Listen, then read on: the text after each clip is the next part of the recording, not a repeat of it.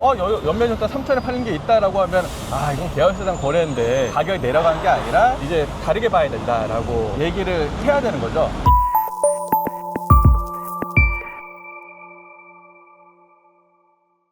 예, 안녕하세요. 안녕하세요. 필팅 셀러리입니다. 오늘도 김정희 팀장님과 여기 홍대 앞에 와 있습니다. 네. 홍대로 촬영을 정하신 이유가 뭐죠? 홍대가 이제 대로변에서도 매각사례가 많이 생겼더라고요. 네. 예, 그리고 이제 이면도로나 이제 안쪽에서도 최근 매각사례가 많이 생겨가지고 소개해 드리려고 왔고요. 네. 그 밖에 이제 상권의 변화도 실품답게 보여가지고 네. 특히 약국이 좀 골목골목에 많이 생기고 있거든요. 그거 같이 설명드리고 싶습니다. 그러니까 원래 홍대가 사람들이 많고 외국인들 많이 왔었잖아요. 근데 최근 들어 외국인들이 더 많이 온 것 같아서 제가 한번 조사를 해봤더니 2024년도에는 외국인이 한 1,100만 명 정도 왔고요. 네, 그리고 많이 2025년에는 1,810만 명. 그리고 1800, 올해는 네. 한 2,100만 명 정도로 예상될 거로 추정되거든요. 네. 외국인 관광객들이 계속 늘어나다 보니까 홍대도 인천공항하고 거리가 가깝잖아요. 네. 아마 서울에 들어오는 첫 번째 관문이 되지 않을까 생각이 들어서 한번 보러 나왔죠. 외국인 관광객들이 보통 이제 공항철도로 많이 이용해서 홍대 입구에 오시는데 네. 일반 열차 기준으로 1터미널에서 출발하면은 54분 정도면 도착한다고 합니다. 1시간 이내에 올 수 있는 서울에서 가장 빠른, 그리고 홍대가 원래 서울에서 유행의 중심지였다 보니까 이쪽으로도 많이 놀러 오는 것 같고, 그리고 여기는 제가 볼 때는 예전에는 뭐 한 5년 전, 6년 전에 코로나 전에까지만 하더라도 단체 관광객들이 많이 왔어요. 버스들만 대절해서 많이 오고 그랬는데 그렇죠. 요새는 이제 개인이 자유여행으로 많이 오는 것 같아요. 네. 지금도 보면은 외국인들이 반 이상이 되는 것 같고. 네, 지금 이제 평일 아침 오전에 왔잖아요. 네. 예, 오전 10시경인데 그럼에도 지금 외국인들이 많이 보이고요.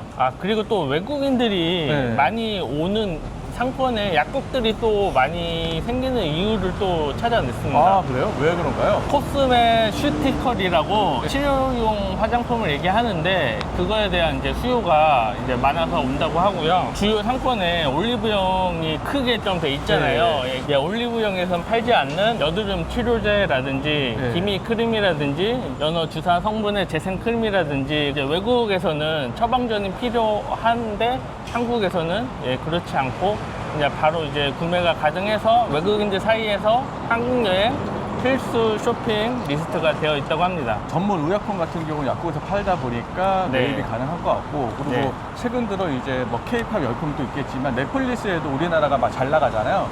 그런 것도 있고 환율 영향도 있다 보니까, 그리고 면세도 이제 부가세도 환급이 되다 맞습니다. 보니까 더할 나위 없이 쇼핑의 천국인 것 같아요. 이제 일반적인 한국 약품들 같은 경우에는 이제 약들이 다 약사님 뒤쪽에 안쪽 공간에 있는데 이제 그런 외국인 대상으로 하는 약국들은 드럭스토어처럼 본인들이 바구니에 직접 담을 수도 있고요. 그리고 이제 무인 환전기도 있고 상품의 라벨도 이제 다국어로 이렇게 전시되어 있고 이제 그런 식으로 해서 이제 외국인 관광객들이 많이 찾는다고 합니다. 그러면 뭐 여기 홍대 여기 대로변 쪽에 뭐 최근 들어 뭐 팔린 게 있나요? 대로변에 최근 한 2년 사이에 매각 사례가 4개나 있거든요. 간단하게 소개해 드리겠습니다.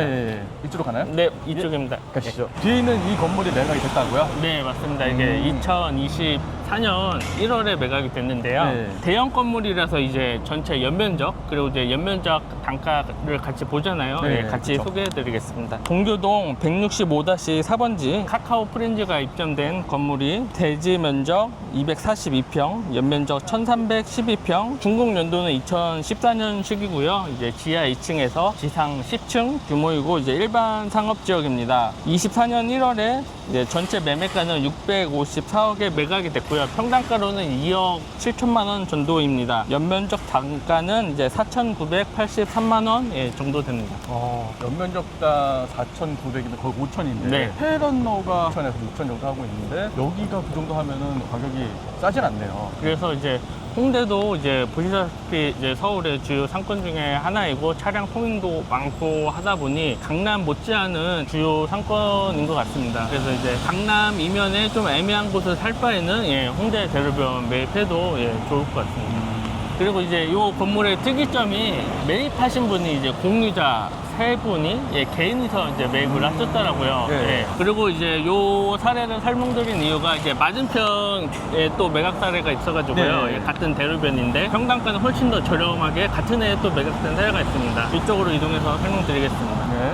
저 뒤쪽에 있는 건물 또 매각이 됐다고요? 네, 1층에 이제 하나은행에 입점해 있는 건물입니다. 동교동 160-1번지, 예, 대지 면적은 198평이고, 연면적 1082평, 중국 연도는 1995년이고요. 이제 지하 3층에서 지상 8층 규모의 일반 상업 지역에 위치한 건물이 2024년 7월 매매가 422억, 평당가로는 2억 1,300만 원 정도에 매각이 됐습니다. 예, 연면적 단가로 보면은 3,879만 원에 매각이 됐습니다. 저거는 좀 가격이 저렴하게 매각이 됐네요. 네, 대로변이고 이제 1번 출구 앞이긴 하지만 상대적으로 이동인구가 덜한 지역입니다. 그럼 저것도 잘 산 건가요? 요 매물이 시장에 나오자마자 한 달 만에 매각이 됐습니다.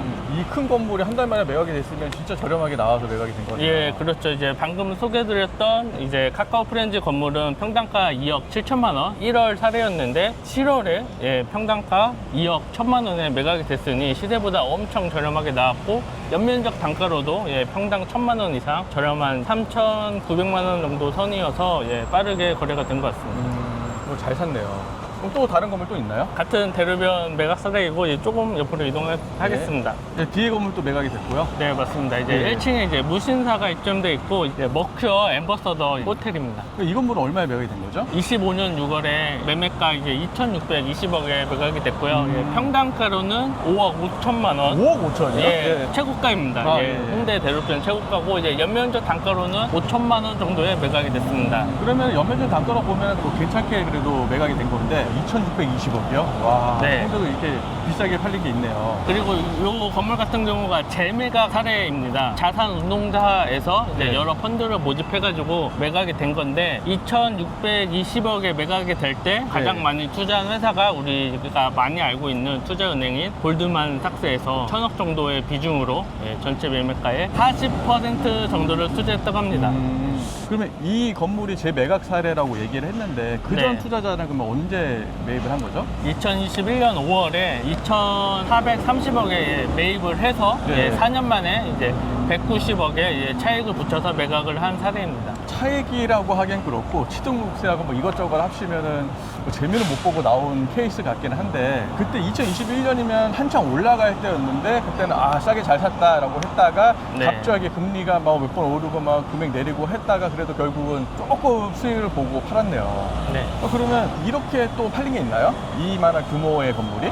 예, 지금 바로 맞은편에 있는데요. 또 같은 이제 호텔 건물입니다. 예, 바로 뒤에 보이는 이제 L7 호텔이 26년 1월에 실거래가가 찍혔습니다. 가장 최근이네요. 예, 맞습니다. 건물 전체 매매가는 2,650억.